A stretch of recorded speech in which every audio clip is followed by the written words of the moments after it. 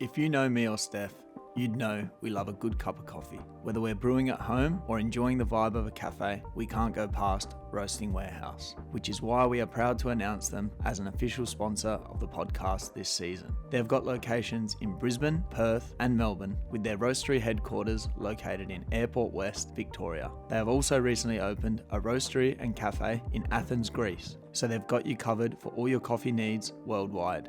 As a special offer for our listeners, Roasting Warehouse is giving 15% off your next order. So if you want to enjoy beautiful cafe quality coffee at home, head to www.roastingwarehouse.com.au and use the code FootballFriends at checkout. Or you can find them on Instagram at Roasting Warehouse. Oh my goodness! Cheeky! That is extraordinary from Ben Garuccio. And it's their leading goal scorer and captain, Stefan Moore.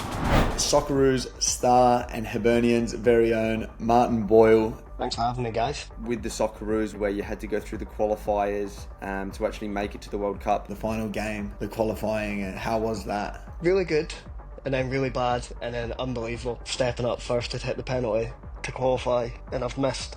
And I honestly could have just passed out, let the world eat me. I played in the Edinburgh Derby for Hibs. Like, how was that? This was madness. Some guy was just roasting into my mum. I've no idea why. I just turned around, and he's just hammering into me. Fuck you fucking that. And I'm just like, what's going on here?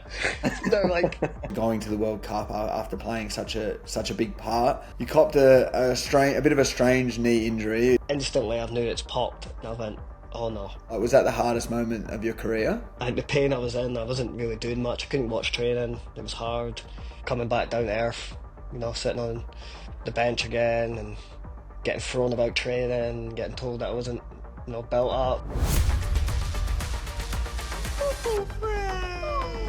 And welcome back to another episode of Football Friends with Ben and Stef. Got a very special guest coming on. It's late over there, so we're very grateful for him to take the time. But Martin Boyle will be joining us shortly. Are you excited for this one? Yeah, I can't wait. I just got to make sure the Hearts fans maybe aren't listening or aren't aware of this podcast. They won't be too happy with me interviewing someone from the other side of Edinburgh. But I think Martin's someone now that's been in the Socceroos setup for quite a long time. Obviously, he's probably more Aussie than he is Scottish at this point. So really looking forward to the chat. Hopefully, everyone can understand his Scottish accent. Yeah, well, I reckon if we got him on 6 years ago when he first became involved with the Aussie setup, it would have been a struggle. But he surely has gotten more of the Aussie accent after spending so much time around the boys. But he is here now, so let's welcome him in. And joining us today is Socceroos star and Hibernian's very own Martin Boyle. Thank you very much for coming on the show. Thanks for having me, guys. Thanks for having me. Good to get you on. Obviously, we know it's late. It's late over there, isn't it, in Scotland at the moment? 8 o'clock. Not as early as it is for you. That's true. Well, you've got, how many kids have you got? I've got 2. You got 2. Two daughters, I've got yeah. 11-month-old, so he's normally up about 6:30, 7ish anyway. So this is all right for me. If I get up early, it means I get some alone time. Wait until they go for a nap. It's the best time of the day.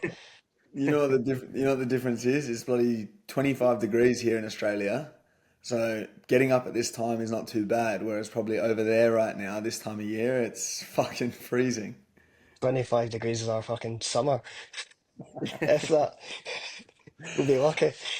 I know. I've been there, mate. I've been through it. It's fucking grim. The winters they go on way too long over there.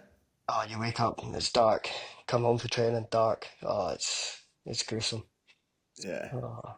It must make when you come over to play, obviously the games here in Australia, you realise how good the life is here, eh? Oh, it's unbelievable. But then it's too hot. It's too hot, and then I come back, I'm too cold. I can't win. There's no compromise for me. Do you get fucking roasted? Do you go back sunburnt? Oh, all the time. Yeah, factor 50 on. We train at like 6, 7 at night, and I'm sitting there rolling on the factor 50. It's madness. But I love it. Yeah, it's unbelievable to be fair. Anytime I can get out through the day, we've got a break or that, I'm always trying to get out and acclimatise. And then back No, here, I'm sitting in the sauna, trying to acclimatise for the places we need yeah, to go. So yeah, that's it's quite true. tough. Because like especially Australia would be bad, but at least Australia it's like just hot. But then you're going around Asia and it's fucking uh, humid. It's hot. It's probably raining, like thunderstorms, tropical weather. You're probably just thinking, what the fuck is this? Yeah, not many people understand it, to be fair. I would say when we play Yeah, away, it's just utter carnage. And you've got to take everything into consideration. Especially me, Scottish or the Scottish, it's just, yeah, it blows my mind every time. yeah, But like, accustomed to it now. But it's just kind of the younger boys coming in, getting used to it. It can be quite difficult at the start. Yeah, absolutely. exactly. We'll definitely talk a lot more about the Socceroo stuff later on, but I guess talk to us and obviously everyone listening at home. How did your love of football start? Was football the only sport that you wanted to play? Was it family driven? Oh yeah, from an early age. I've got two older brothers who used to play all the time. Dad was heavy invested in it. Big Liverpool fan he was.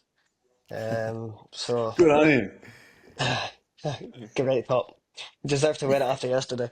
So yeah, just from an early age, it was installed. That's all I wanted to be. Growing up at school, lunch breaks, come home from school, out in the no ball game sign at the park, and no school uniform on. Mum going psycho. It was perfect. That's all I wanted to be, and I think the school side of things was a bit negative on my side. I didn't really want to stick in. If I could go back, I would. But yeah, I think it was just always you need to find a new career path. Only a limited amount of people can be a football player, and I just never listened. And finally made my way to being a pro. Yeah, the professional years, I suppose, for you started at just 16. How was your journey kind of before that? Obviously, what kind of systems were there over in Scotland for you growing up, where you kind of came through before signing that deal with Montrose when you were 16? It wasn't much. I played a lot of boys' club, which I enjoyed with my friends. I was kind of just always having a laugh with my friends. I didn't really kind of know what the full-time football and part-time kind of was like. Just kind of enjoyed that aspect of things. But I think growing up in Aberdeen, it was kind of secluded. I mean, if you were really a top player, then you would attract the Edinburgh, Glasgow clubs, Dundee United. So yeah, it was quite tough. It was only a limited amount, and they would bring up a lot of Glasgow, Edinburgh boys who were good enough to play for their academies. So yeah, it's quite difficult. There wasn't many opportunities, as I'd say, growing up. But like I say, I was just playing with my friends, enjoying it, and kind of scoring goals. And that opportunity at Montrose came along. Did you did you ever get any trials or any links to any of those clubs? Because obviously that would have, I'm sure that would have been the aim for you to get to some of those bigger clubs with the academies, or did those chances really never come about? I had a trial with Inverness for a week. Don't think it worked out, and then I had a trial with Dundee United for like a full pre-season. But I think in terms of the build I am, it wasn't what they were looking for. I think in these full-time setups, you see the kids coming through now, and they've had the full setup, and they're all, they're quite stocky, huge, muscular, and I was just a frail little fast kid. It was quite tough. Probably couldn't hold my own, and yeah, obviously relied on my speed quite a lot, which kind of made it tricky for me. And yeah, probably just my height as well. It was that opportunity as well. Yeah. What when you did sign with Montrose, what league were they in? We were in the third division, so it was So like the how did you bottom. go with that as a 16-year-old? Because obviously, I'm sure probably the Australians, the fans maybe don't understand as much, but that's fucking tough going. Obviously, it's not the prettiest football. Obviously, you being a smaller build and probably someone that wants to get on the ball and run with it and show your skill. How was it for you? Oh, it was so intimidating. I think because I'd went through like the under 17s and then I missed the under 19s to go to the first team. It was an eye opener. I think it was just a case of going in with grown men, um, just straight in the deep end. Some experienced pros that had played at top level, just taking the piss out of me. It was madness. Going home really excited, just shitting myself, and it was good. I remember I had a pair of, I think it was like F10s or F30s on, and my God, I got ripped for it. Absolute ripped. So I was begging my dad, I was like, Dad, you need to buy me a pair of F50s. These boys are hammering me. And we played on the Astro, so yeah, it was tough, but I learned quick, which was good. What's Uh, what's I know back then maybe it's different to what it is now, but are those boys all semi-pro in that third division there? Yeah, semi-pro. I think Yeah. semi-pro, third division, second division, maybe championship. There'll be a few, um, and then obviously the SPFL, the main one. Yeah. And so a lot of those guys, would you train in the morning and then they'd go to work afterwards, or you were training at night? Yeah, so we train Tuesday, Thursday, game Saturday, so they'd all be coming from work with their work gear on and stuff. I was in college at the time and Yeah. kind of in and out, so it was all right for me. These boys are showing up fucking knackered and that, and but training was good. They made it lively. It was just like boxes, games, no shape, nothing. Just get your arse there on a Saturday, um, in, and travel from there. just enjoy a bit of football, which is probably would have been maybe one of the best things for you at such a young age. Because I remember that feeling. I remember me and Steph when we signed our first deal and we were going into the first team, and you're thinking about all these things that no one else would even think about because you're young. I remember fucking hell. What do we do when we have to shower? Fucking everyone's getting in the shower, and you're just a kid, like you're not used to any of that shit. Oh, But those years, like that. That's fucking invaluable, especially at such a young age, to go into that setup because you're in front of all these other kids that are still playing with the kids. You're learning proper football and getting the experience. So those years are invaluable for you. oh, yeah, like I said, it's such a buzz, but terrifying at the same time. And I Yeah. remember, like you say, going into the showers and that slips on, even training a bit extra just to not go and wait until they're all gone. Get in the shower or shower at home. But I think when you settle in and they accept you and that, it's perfect. And that's when you start to become a man and, really appreciate it. Yeah, but it was tough, but enjoyed it. I had to bide my time for, a while. I remember that feeling the signing my first contract. Went home, told my dad I was on £1 a week. I had to get paid. You had to sign a contract, and it was like they offered me £1 a week, and it was like £50 an appearance. I was like, oh my God! Imagine I come off the bench. It's 51 quid. I was absolute buzzing. I was making in a few appearances and that, and You had to play fucking 6 years of football to pay off your F50s. fuck. I had to go to Sports Direct and get a fucking another pair of F10s. That was scary. But it was some buzz, obviously, just as a wee kid and that money hits your bank account, you're like, wow, can do anything now. And then, yeah, obviously, as the time goes on, you earn better contracts and stuff, and then that's when it starts to become an eye opener. Yeah, for sure. And then obviously from there you've moved to Dundee. How did that come about, and what division were they in at the time when you moved to them?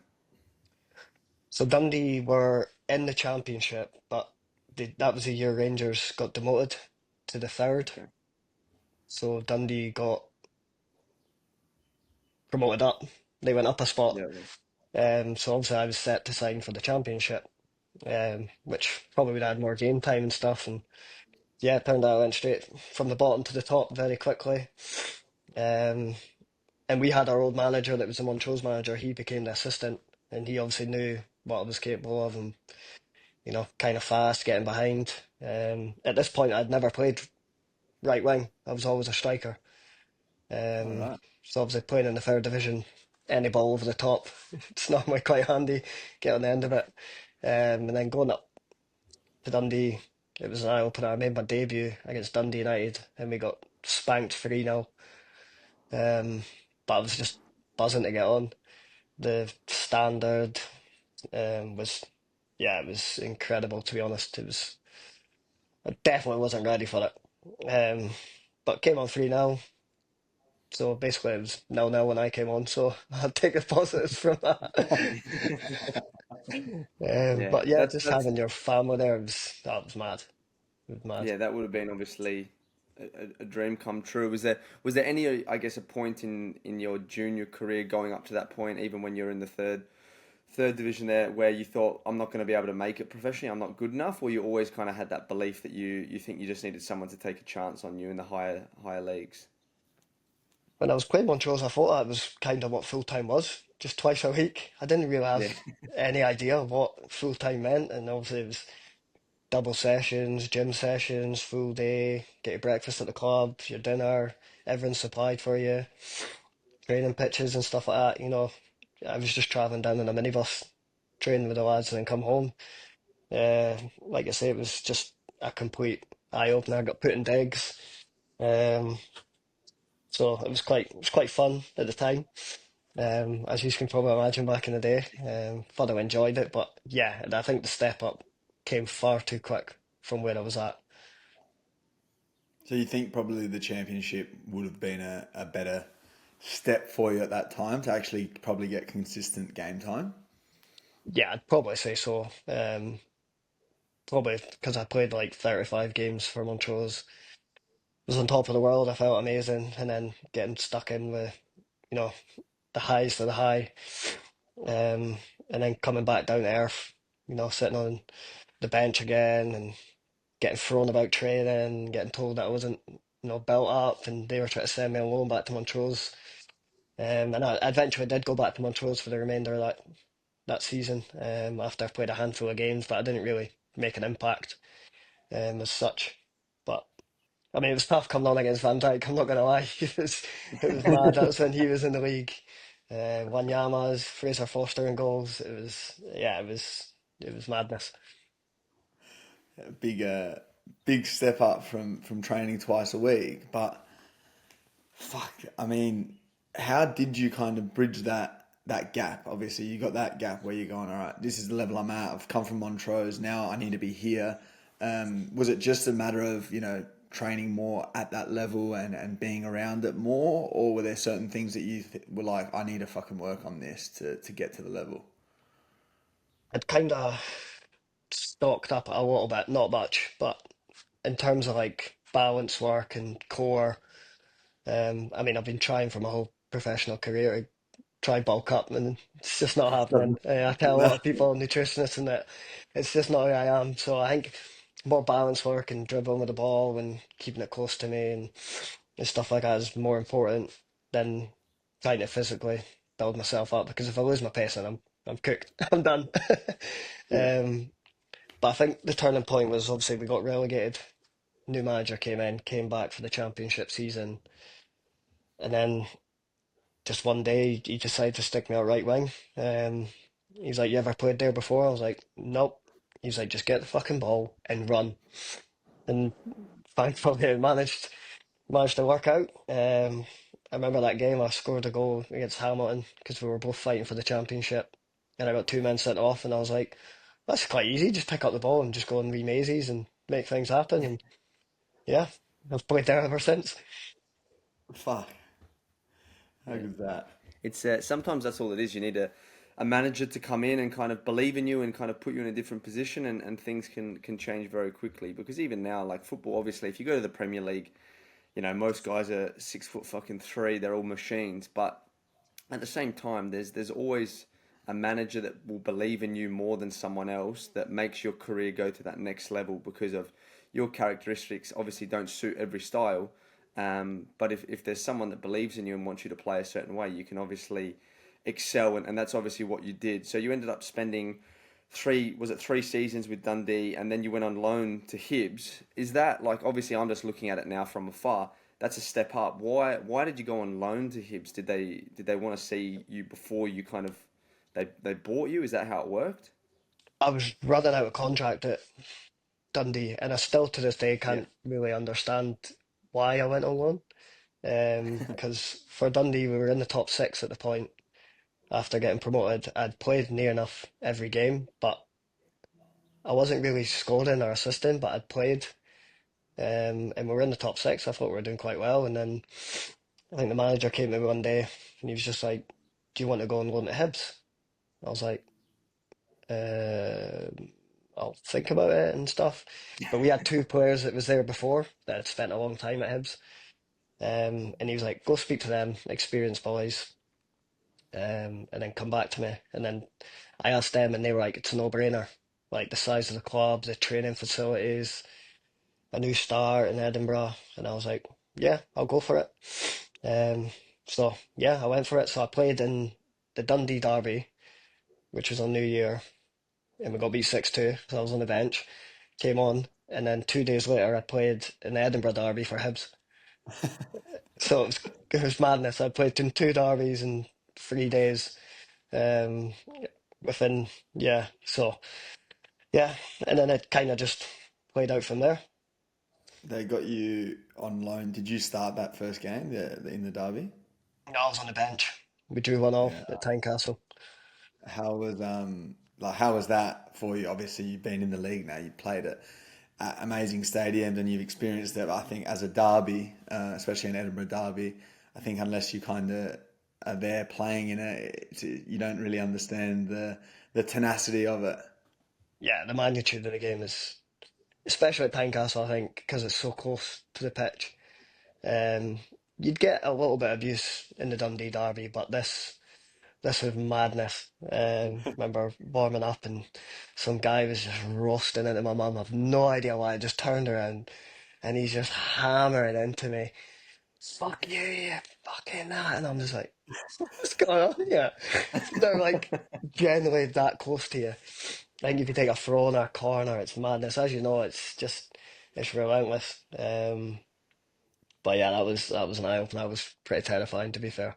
But now you're just accustomed to it. I enjoy that side of things now. I think you can laugh and smile at it now, but back then when you're a young boy coming through, you're like, whoa.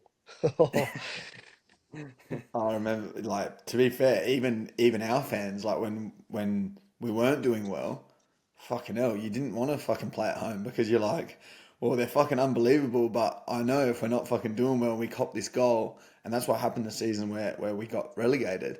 Fuck me, it was like it was better to play away because that, like, for me as a young kid going there, never experiencing that, being from Australia, I was rattled. I was rattled, and fuck, like you said, they were so close. We played against I think it was Rangers at home, and our keeper's gone to get the ball from where like the fence behind the goal. They've had a shot, it's a goal kick. He's walked behind. The Rangers fans are there, and someone's punched him in the head. I don't know how they get away with it, Bro. the fans. Oh man, no, he didn't get away with this one. This was like proper. He had to go to court and everything. Oh, Our keeper, Bobby, but yeah, fucking hell, like yeah, it's proper. They are literally right there. They're basically fucking on the field with you. every new player signs for us were like with Tynecastle. Do not get the ball for a throw in. Do not go over Yeah, there because they just fucking lash out. It's funny. We had a player, left back Cabraja, and he was like, when they try come get the ball and then they just launch it. And then the guy's just trying to swing for him and he's trying to fight with him yeah, and it's fucking, nah, it's funny because I'm not on the receiving end, but then you're like, come on. yeah, Oh, it's tough. Yeah, but you've played over 250 games now for the club. It's obviously must mean something very special to you. When you first went there, were you thinking in your head, this is the club that I kind of want to be at for the rest of my career? um, probably in terms of the chance and opportunity they gave me and the way it panned out, family settled here and that, then yeah, I mean, they were massive and I was playing my best football. Um, I think just because I was injured at the end of my contract and I had to get an operation, they gave me a 2-year deal off the back of that anyway, which showed the faith in me. And from there on, I've kind of just grabbed it with both hands and kind of just progressed through my career there. Obviously, didn't start the amount of games that I wanted to and stuff like that. Like say, a new manager came in, Neil Lennon, and kind of just took off from there. There was an opportunity for me to leave, and I was like, oh, I'll go, you know, see what else there is, and speaking of Neil Lennon, I don't know if you have, but he's a terrifying guy. Remember picking up the phone and he was like, just fucking come up here, sign your fucking contract, end of, I'll play you. and then that was kind of the turning point, and played the full season at right wing back, and it was unbelievable. It's probably the best season I had. Wow. Fucking hell. Um, I just want to touch on this season, and obviously you guys have just got your first win of the season, and you also drew with Aberdeen in your last two. So obviously that's two, I suppose, turning results for you guys. But obviously 15 games, only one win. I know I've obviously been over in Scotland and playing for Hearts. I know playing for Hibs is the exact same expectation where you're basically expected to win every single game. Probably aside from Celtic and Rangers, the fans might give you a pass, but the other games you are expected to win. I suppose, how do you deal with the pressure of that? I know you spoke about it at the start. It was terrifying. You kind of deal with it a little bit better now, but how have you kind of learnt to deal with that? Because I personally, I fucking crumbled. Like when I was over there, I just used to be thinking, fuck, like I can't fucking pass. I don't want to pass backwards. I don't want to lose the ball. What if the fans boo me? And it can kill you if you can't learn to deal with it. Then it can kill you. It can kill your whole game. Yeah, it can be very, very tough, especially for new players who have not experienced it. Obviously, I've been there, done that, been through the highs, currently going through the lows. Um, yeah, it can obviously be a toxic place, but I can appreciate the fans' passion and they pay the money, 100%, and that everyone's entitled to their opinion. Can they go a bit overboard? Yes, 100%, but no, they're entitled to their opinion, but it's just how you take it. I think me personally, like I've been there, they look up to me to do something it's inspiring and drag the team. Now that I'm more into like a vice captain leadership role, in terms of that, they obviously look at me as some sort of the talisman of if the team's not doing well, then I have to spur them on and stuff. But like saying, I think when you're down there, things go against you really, really bad. We finished third and we played probably the worst football we ever played, but we're grinding results. We're seeing them out 1-0. I feel like this season we're playing really good. We're creating a lot of opportunities, but I think just individual errors kind of costing us. Um, and it's not been ideal. And obviously the fans have turned a little bit, but I think it's just keep your head down. Kind of tell the young boys stay off a bit of social media. It can be a bit of a killer these days. I've kind of took a blind eye to it and stuck more of a family man now and appreciate the finer things in life. I think I'm much wiser for it. But I think if you keep working hard and the benefits will come, and you can't shy away from these things. I know it's hard to do, but I think the most important thing is just keep working hard, and then it'll come. No, it's fucking for me. Like it was one of the strangest things ever. I've never experienced it. Obviously, in Australia, we don't have relegation, promotion. It's for us. We always talk about it. It's one of the worst things. That's what kind of stops the game from really growing here in this country. But when I was over there, it was just like we were in the exact same position, and obviously Hearts are in the same position again this season. It's for me. I look at the ladder and I'm thinking, how the fuck is Hibs and Hearts the bottom two? I know the magnitude of the clubs. I know how big the two clubs are, and yeah, it's just like sometimes it just feels like nothing goes right. You're playing well, and you seem to cop this shit goal, and then maybe people start to put their heads down, or the pressure. I've never experienced anything like it. How we got relegated when I was there at Hearts, I'll still never understand how that can happen to this day. I'm saying when you're down there and it goes against you, it can be really tough. I mean, luckily we're just the season's nearly halfway through, and we can obviously have points to do that. The Hearts are on a difficult run, but I think because it's so competitive, everyone's capable of beating everyone. Um, it's a mad league. It's always been like that. But like I say, as Hearts and Hibs, the expectation level is high. It's very high. We have that we should be competing every single year, beating teams home and away. But obviously it doesn't work like that. We have to earn the right every week. It's good saying on paper that we've got one of the best squads and stuff. But when You you've got got to other do it.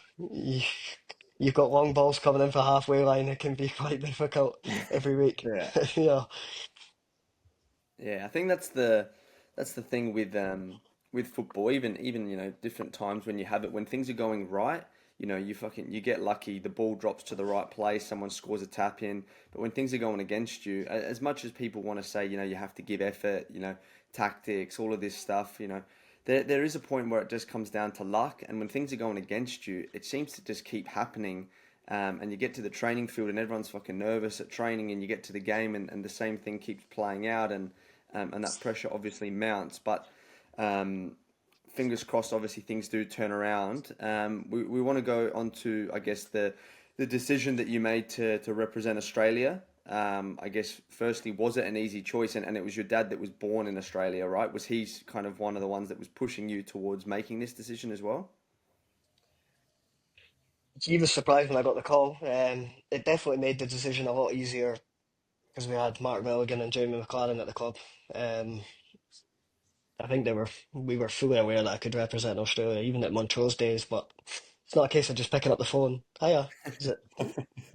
it? How do you even come about doing that? And like I said, I never played on Aussie until they came in, and they were aware. And as soon as Graham Arnold came over to watch the boys, then it kind of came a thing, and he invited me along to a training camp. But he came to watch a game against Kelly, and I think I had a beast. I won a free kick that led to the goal, but the guy had smashed me, and I got bone bruising, and I had to come off at half time, and I was like, oh my God, like this just went disastrous. He's just came to like watch me and stuff like that, but thankfully it managed to turn out all right. He invited me to Dubai for a 10-day training camp. I was like, oh yeah, buzzing. Phoned my dad. Came off phone to my dad, and then the Scotland manager had phoned me. So I don't know what was going on there. Um, I was kind of just like invite me along and stuff, and I was just said, well, I've kind of accepted to go along to Australia camp. I'd like to, you know, stick to that and see how it goes. And he just wished me all the best and said keep in touch. And yeah, I've not looked back. Yeah, there you go. Wow. The so he obviously never turned around and said like, you should wait and see if something comes up for a Scotland call up. He didn't say anything like that. I think at the point before that, I'd done my hamstring at the last game of the season, um, and they inquired to see if I could play against Mexico and Peru in the preseason game, but I was obviously injured, so I think the guy behind me in the team got selected. So and it's just crazy how football turns out. I mean, that could have been me going along there, Wow. if that didn't happen. But like I say, as soon as I went along to that Oz camp, I kind of you know they welcomed me with open arms. The Scottish fella coming in, they were completely mind blown. But it was some buzz for me, and some of the players I had there at the time, Rogic and Adam Moy and that. It was just I was just absolute fanboy. I was. Yeah, fuck. It goes quick, doesn't it? Fucking hell. It feels like you kind of only came into the Socceroos like more recently than when those guys were still playing. Obviously, Moisey's been retired for a little while now, but you've been around for quite a while. Like, you got your first call up when Macca and Millsy were at Hibs. Mark and Millsy were at Hibs, yeah. My debut was That seems like a 2018, I think. long time ago. Oh, so long, 2018. I think it was November. We played against South Korea and Lebanon. Yeah, so I made my Yeah. debut in Brisbane, and then started in um, Sydney against Lebanon. But yeah, it And was that it was your was mad. first time coming to Australia? That was my first time. Yeah, how mad's that? Yeah. Scored a double as well. Scored a double. Yeah, and obviously had the short time with playing 20 minutes with Tim Cahill. So it was obviously unbelievable for me. You're watching these guys on the Prem every week, doing spectacular things, and you're just like, wow. Like I said, I'm such a fanboy here. I was like, what? When's it gonna sink in? Yeah, well, I guess it's something, as Ben said. Now you've been in the setup for quite a long time. Obviously, you had Graham Arnold with that World Cup campaign. What was it like going through that? You're talking about stress and pressure, obviously, of relegation and expected to win all the time. But how was it with the Socceroos when you were going through that period where you had to go through the qualifiers to actually make it to the World Cup. I don't know if you saw much over there, but obviously there was a lot of pressure on Arnie back here from the media. Did you feel that as a player, or you were kind of just like, you know what, I'm just going out there to play and I want to get us to a World Cup? Yeah, like you say, you see snippets on social media where he's under pressure, but I think because we were so high up and we were one of the best teams in Asia, the expectation levels were already there. The squad that we had and the depth that we had, we knew we had to, qualify for World Cups. Obviously, being selected for the first Asia Cup in 2019, I think it was, and pulling out injured, the expectation level was there to obviously win it, and it has been like that every tournament. So World Cup's a bit different. We have to qualify first, and you know we seem to find a way of doing it the difficult way. But hopefully this hopefully this time around we can get that extra year to prepare. Oh, it looks like we're kind of trying to go the difficult route, but then the other teams keeping us in a decent position. Ah, never seen a group How like it. how was that? Talk to us about, I suppose, the final game, the qualifying. How was that? Um, Really good, and then really bad, and then unbelievable. I've never felt emotions like that in my life. Obviously, stepping up first to hit the penalty to qualify, and I've missed, and I honestly could have just passed out, let the world eat me. Family had travelled across, stand full of them, and I'm just like, oh my God, no way does this just happen. And actually, to this day, I was like, that was a decent pen. Like, he's made an unbelievable save there. I was like, he's done his homework. But then I've done that thing where I was like, I've never missed a pen if I go that way. And then that pressure gets to you and you change your mind last second and you know.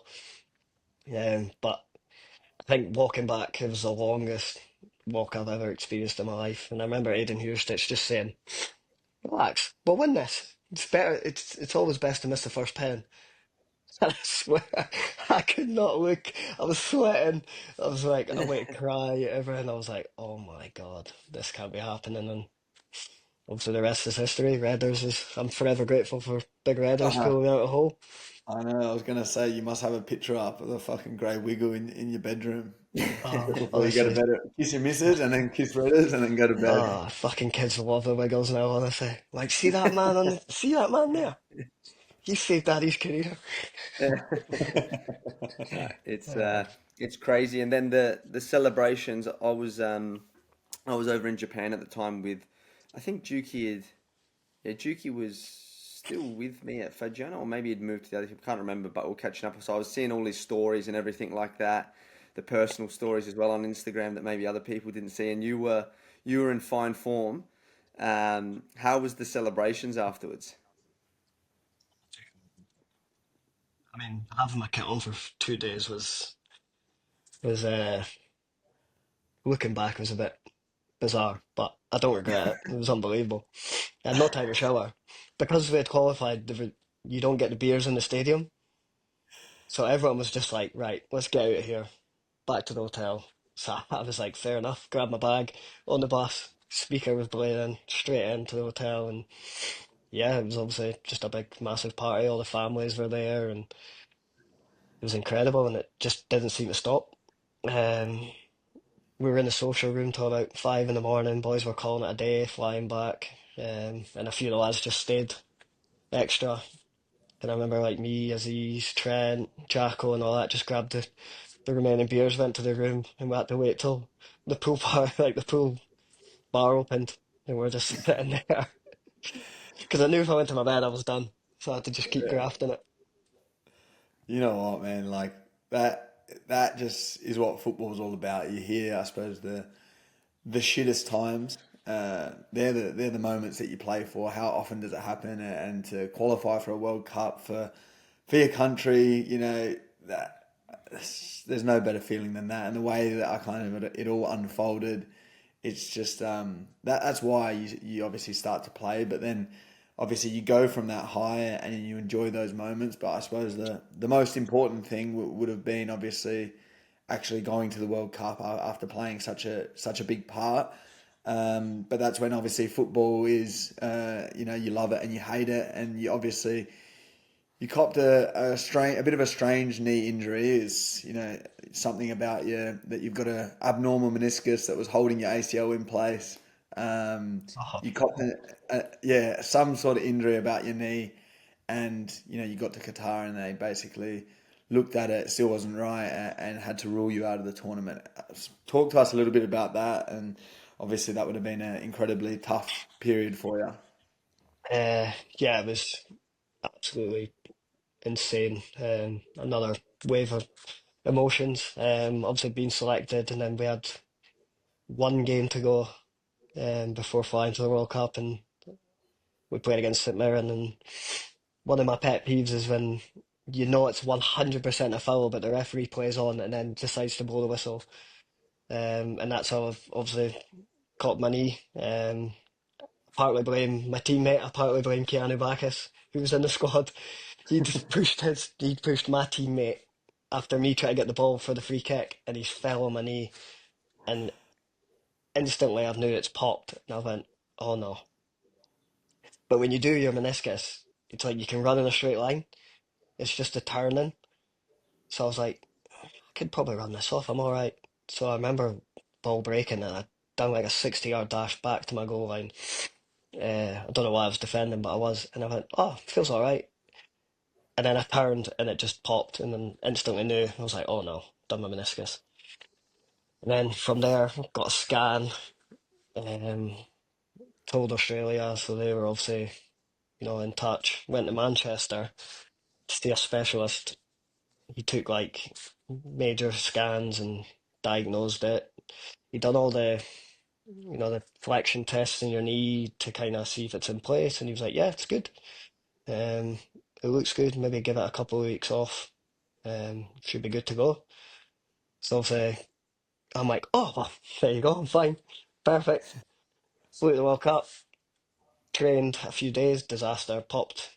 One of those where it pops, but I can't. I had to like bend my knee to pop it back in place every time I turned. So if I could just play run in a straight line, I would have been perfect. But it just wasn't right. Went to Aspetar, one of the best hospitals in the world. Seen a few surgeons, and they're like, "Well, try PRP.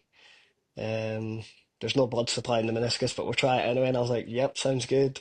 Cortisone in it, numbing cream, tape. I think I had about 12 injections, and then left it 2 days, and yeah, just kind of knew. I think because of the rule, um, you're allowed to swap a player like a day before the France game. But Yeah. Tilo he was always in, and I kind of knew deep down like, oh, this is not going well. But I kind of gave it every opportunity, and yeah, wasn't to be. Um, so decided to get surgery out there because I think everyone was covered through FIFA if you're injured at the World Cup and stuff. And he was like, "We'll just 20 minutes in and out. Do you want to stay awake?" I was like, "No, no chance." Um, Well, good. I'll he's go to like, sleep, thanks. I was like, "Yeah, put me to sleep, please." And then I phoned the heads manager. I was like, "Yeah, I should be back in about 4 weeks to play Rangers. Perfect." Um, then had the operation the day of the France game. Woke up and had full knee reconstruction. So yeah, it was a 2.5 hour surgery, and my knee was goosed. Uh, so that was even worse to Incredible. take. That was yeah, it was Yeah. 10 or 11 How months was out. that then? Waking up, obviously you're expecting to be asleep for 20 minutes and then hearing that news, like it's fucking it would have been fucking crazy. Yeah, I knew something was wrong when there was four doctors around the bed. Had a game ready on. I had a pump hanging out my knee, pumping blood into a tube. Uh, and it just felt horrendous. I was like, something's not right here. And then they kind of like tried to explain that I had a discoid meniscus. So normal meniscus is like a half moon. My meniscus is like a full Jaffa cake. And when I done my MCL 8 years prior, I tore an ACL bundle which reattached to my discoid meniscus because it was chunky, and then it kind of was stable. I was like, "What the fuck? Like, say that in English. Like, what are you talking about?" And then they were like, when the other side went, it was just unstable. And the bundle was just, it was too much. It wouldn't support my knee. So, yeah, that's kind of the reason behind it. Wow. Is that the? It's ridiculous. It's crazy. How that can even happen in the first place. Like you probably would have been, if you knew that, you're thinking, oh, thank God, that I've got this meniscus and my ACL is attached to it. But realistically, if you could go back, you'd say, fuck, I wish I just did my ACL back then. And Yeah, then when this that, happened, it wouldn't have been a bigger problem. But you can't obviously change it. But was that the toughest point? Like, was that the hardest moment of your career? no, that was after. That was when the dust had settled. I think it was hard because I had all my family flying out. Um, so they were flying out the day I was getting the op. But they still went to the game. I was like, just go to the game. Like, I'll watch a France game from hospital. It was fine. Just drugged up, morphine, perfect. Couldn't move. Goody scores. I'm going off my head, and then it was just flat again after that. And they went to the game. They loved it. My daughter came across, thoroughly enjoyed it. And then after that, it was, you know, I think they were just like, look, do you want to hang around and stuff? And I was like, yeah, absolutely. But I think the pain I was in, I wasn't really doing much. I couldn't watch training. It was hard. And then Lex was pushing me around in a makeshift wheelchair around the hotel. So the lads were unbelievable with me, and they kind of knew I was down, but I knew within myself that it's not the kind of guy I was. So I had to kind of you know, keep the spirits high in camp and, make sure everyone was on their toes. That's kind of the role that I played. Do you think that was like for you that was actually a really good thing to stay around with the boys to kind of keep you motivated? I guess like you said, you had to kind of create energy for them because you didn't want to be the one that was bringing the mood down. So do you think in that moment it was actually a really good thing that you stayed around? Because I know, as a player, when you're not playing, it's sometimes the hardest thing to do is to watch, and especially because of what ended up happening going through, you can kind of think, fuck, I could have been a part of this. It's always harder when you're not playing, or do you think, being there was the best thing for you? Yeah, I think at the time being around the lads was probably the best. So family out there, they were enjoying the holiday. Um, I mean, flying back to Edinburgh to do rehab and sit in the house myself and the fucking freezing cold did not sound appealing to me. Um, so yeah, I think it was important. Obviously, I think it started from obviously Matty Ryan was the captain at the time, and he kind of just went round Arnie and was like, "Look, it'd be probably best to keep him around if that's all right." And spoke to me, and I was like, "Yeah, I mean, if that's all right, then perfect." And yeah, I thoroughly enjoyed, being a part of the group and what we achieved, and obviously the success that we achieved, and obviously meeting Lionel Messi in the tunnel and stuff was, it was. I've never been such a little kid in my life. He's my idol, and that's lucky I managed to meet him. Yeah, unbelievable. I think everyone who did get the photos. I know Jason Cummings one went pretty viral, but everyone who's got the photos, they're all still pinned on the Instagram profiles. I went on yours yesterday. I saw Oh, it's still fucking pinned there. That's not going away anytime soon, is it? nah, it's not. I mean, it was absolute cringe fest. It was embarrassing. But at the same Like, what are you time, I gonna mean, do? at the same time, he's the greatest player to ever live in my eyes. And even at the time, I can almost tell my family, he was like, "How is it?" And that, and I was like, didn't speak a word of English. I was telling him I love him and everything. I was sweating. I couldn't hold my crutches. It was a photo. I was like, oh my God. I didn't care how I looked, how he looked. He was doing doping, so he actually came out. Because there was that many people there, he came out and he was holding the bottle and that. He was walking around with just aura, just everything about him. It was incredible. But then you see like Di Maria, Otamendi's, DePaul's all walking around, nobody batting an eyelid. As soon as Messi's walking down the corridor, it's just Yeah. swarmed. The media, I've never seen anything like it. It was chaotic. Fucking, what a guy. What a guy. Well, imagine being like that when you just know every team you play against, they all just want a piece of you. What obviously on the field they're fucking trying to kick you and fucking stop you, but then off the field they would do anything to get a photo, to chat with them. Like it's I don't even know how he deals with it. It would be fucking incredible. Oh, insane, insane. It just honestly it goes to show it. Just as soon as he gets off that team bus, it must be a different planet for them. He must be so relieved getting to that team hotel. He must be like, thank fuck. I'll say, Yeah, like, big. these people can never walk around the streets, never take their No, kids to a park, Yeah. a no. restaurant. It's just, it's an utter madness. But hey, it comes with the benefits, I suppose. His bank balance is laughing, and he's an absolute wizard, is he?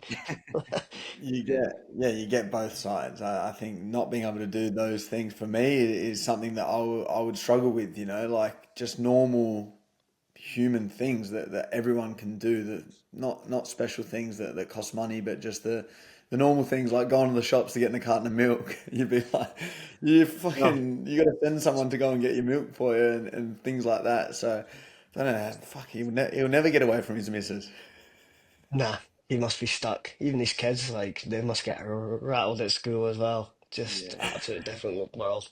But hey, fair play to them. We would take it if it came our way, I suppose. Oh, of course. In a heartbeat. Exactly. Exactly right. But we're going to go through just the last couple questions. They're quick fire questions, just so we don't keep you too much longer, so you can get to bed. But I'll start off. What's the most memorable moment of your career?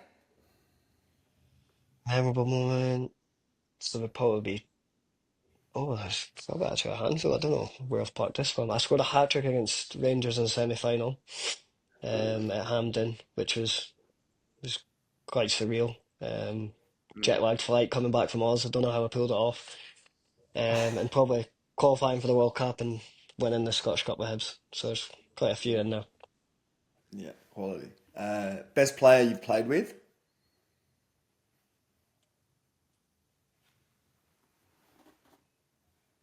Moy project. It's hard. Toss Yeah. up. Yeah, Incredible. Aaron Probably, Moy. yeah, Aaron Moy is probably a fucking magician, that guy. two different players, but yeah, I'd probably complete player probably go Adam Moy. Yeah. What a player. What a player. Toughest opponent you've faced? Um, can't really put Van Dijk to be honest. It was a little boy. I'll go Jeremy Frimpong when he was at Oh, Celtic. yeah? Yeah, Yeah. he is a lightning bolt.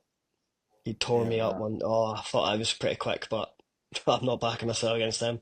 Yeah. His Yeah, acceleration is 0 to 100, yeah, fast. And obviously what he's doing now, and yeah, um, he's a complete right wing back to be fair. yeah, quality. Best advice you've ever received? Oh.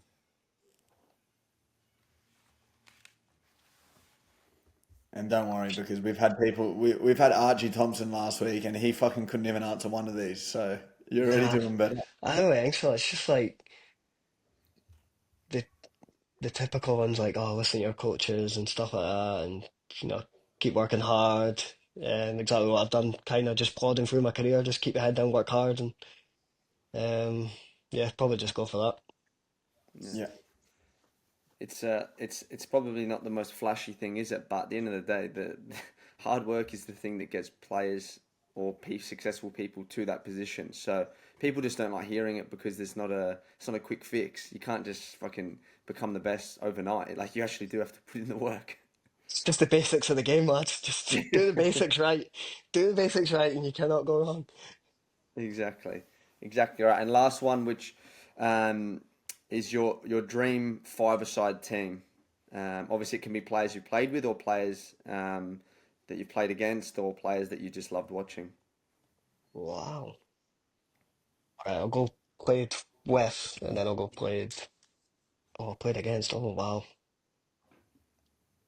I'll played with Matty Ryan, Harry Suter, Adam Moy, Rogic, Gleckie up front. Is that five? Is quality. that six? No room for Messi in there, or Oh, is then that only? I'll go, yeah, against. Probably Messi, Ronaldinho, R9, Van Dijk. Fuck, Michael. No, nah, who's that? I'll go Van der Sar. How about that? Oh, Throw that fuck, yeah. curveball. That's a good Yeah, team, to be fair. Very good Oh, team. the yeah. Aussie boys might struggle against them. Side to side, just get legs smashing them all. He's built like a nugget. He'll just run into them all. Yeah, it's true. It's Injure pretty him. good. Fucking take him out. Well, That's it. that's all we've got time for. Thank you very much for coming on here. I think the Aussie fans that maybe have watched you play in a Socceroos shirt, but maybe haven't heard too much about you, will definitely enjoy this one. As I said, really appreciate you coming on, especially late at night in Edinburgh. So wish you the best of luck for the rest of the season. Hopefully, Hibs will be climbing the ladder back to where they should be, same as Hearts. Thank you very much, Martin. Thank you very much, guys. Appreciate that. What a chat that was, Ben. What did you make of that? Yeah, it was.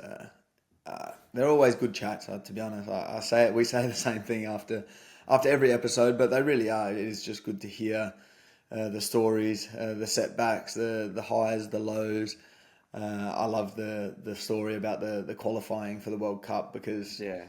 that is really what football's all about. And you have a drink and you enjoy it, yes, but those times, through all the shit things that you go through, from being told you're not good enough to having moments like that, you really just, you can't write that stuff. And then you go from that though to then maybe being injured Yeah. for the World Cup and missing it. So we always say highs and lows, but it's fucking an amazing game. We love it, we hate it. There's not many players, I think, that have more highs than lows, besides probably fucking Messi, because he wins His whole career is a everything high. and he scores. But then again, like his expectation as well is he's expected to score and to win everything. Like that's unrealistic. He can't score in every game and he can't win every trophy, but that's literally the expectation. So I think, like hearing about that penalty miss, like as a player, at the end of the day, it doesn't just come down to one moment. Obviously, there's so much leading up to it, the different qualifying games, chances in that match itself. But if you miss a penalty in a penalty shootout like that, you genuinely think like, fuck, it's me. It was my fault.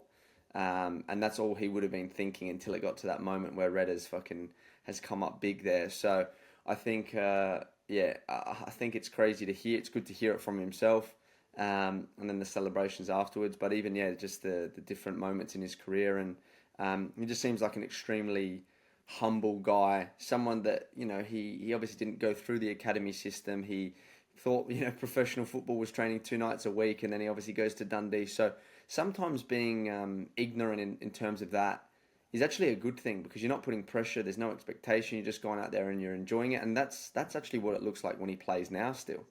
Yeah, no, 100%. I think he's you can hear it straight away in the way that he spoke about his career, about he's very extremely humble, someone that probably just enjoys football for what it is. I think that is the way he plays. Like he's very exciting to watch. I think you saw straight away as soon as he came into the Socceroos, he made an instant impact, and he was huge in that qualifying campaign. So I'm sure even though he didn't, get to play at the World Cup, he definitely would have felt a part of it. It's just one of those things. Obviously, it comes around again now in a couple of years, and he'll be hoping to be in it still. Yeah, exactly. Exactly right. But that's all we've got time for. Obviously, there's a lot of A-League action on this weekend, so make sure you tune in the Friday night game.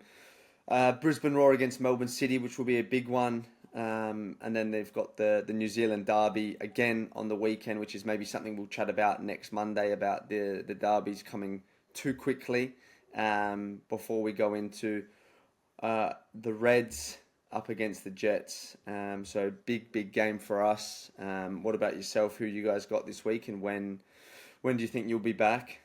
Well, we got MacArthur at home, which should be another good game for us. We're back at Tarnee, not a fake home game at Amy Park like last week, but it'll be good. I'm hoping to be back this week. Obviously, still earlier in the week. Got a couple of days. Did you see the press conference with John? No, I didn't. What did he say? No, they were just asking. I don't know if the questions weren't good. One of the boys was just showing me yesterday, just the questions that they're asking him, and he was getting a bit angry about the question. So it was funny to see. Yeah. Have to go and watch I that. didn't. I haven't seen it. No, I haven't. I'm not usually one to watch the press conferences unless it's on the TV, kind of after the game. Yeah, I'm the same, but I think the young boys, we were probably like this when we were younger as well. They watch all of that stuff. They look at all of the pre-match press conferences, the post-match. So they were telling me about it. But anyway, you boys obviously at home, like you said, and then on Sunday we've got victory against Glory, and then Central Coast v Sydney FC. So both of those sides are in action in Asia, middle of the week, and then they play against each other. So best of luck to them in the Champions League Elite and the second Champions League, whatever it's called these days. But that's all we've got time for.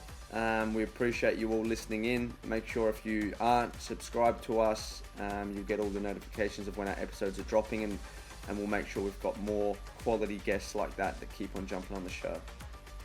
Thank you very much, guys. Steph, you fucking did it all. Just follow us on social media at Football Friends Pod on Insta and TikTok, Ben and Stef Pod on X, and Football Friends with Ben and Stef on YouTube. Cheers, guys. We'll see you Monday after another week of football. And also, go Liverpool.